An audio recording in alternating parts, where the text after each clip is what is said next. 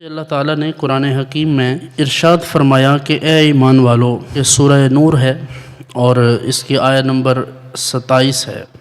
ارشاد فرمایا اے ایمان والو، اپنے گھروں کے سوا اور گھروں میں نہ جاؤ جب تک اجازت نہ لے لو۔ اب یہ بظاہر ایک چھوٹی سی بات ہے۔ ہمارے معاشرے میں کسی کے گھر جانے کو، کسی کے ہاں جانے کو اتنا بڑا مسئلہ نہیں سمجھا جاتا۔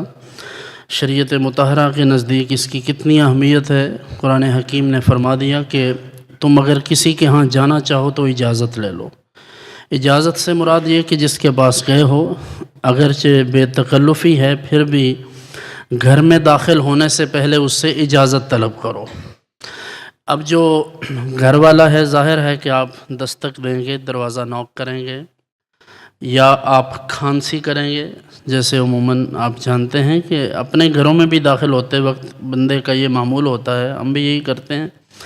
کہ بھلے پتہ بھی ہو سب کو، پھر بھی آگاہی کے لیے تھوڑا سا کھانسی کر دی جائے، اس طرح گلے کو کر دیا جائے تاکہ آواز پیدا ہو، یا کسی بہانے سے کسی کو آواز دی جائے، یا سلام کہا جائے، یا اللہ کی حمد کی جائے، اللہ اکبر کہہ دیا، یا رسول اللہ کہہ دیا، کچھ بھی کہہ دیا، تاکہ گھر والے اس بات پر اطلاع پا جائیں کہ کوئی غیر شخص گھر میں داخل ہونے جا رہا ہے۔ تو اطلاع کا یہ طریقہ ہے۔ پھر اجازت بھی لے، باقاعدہ سلام کہے اور اجازت طلب کرے کہ مجھے اندر آنے کی اجازت ہے۔ پہلی بات تو یہ کہ جس کے دروازے پر جائیں اس کو یہ خیال کریں کہ آپ کس وقت میں جا رہے ہیں۔ کہیں سونے کا وقت تو نہیں ہے، اس کے آرام کا وقت تو نہیں ہے، اور آپ جائیں گے تو ظاہر بات ہے اگر آپ ایک دم سے 6-7 بیلیں بجا دیں گے اکٹھی، اس بیل کو بار بار بجائیں گے تو یہ بھی اس کے لیے ایک مسئلہ ہے۔ دروازہ زور سے آپ دستک دیں گے تو گھر والا یہ سمجھتا ہے کہ باہر کوئی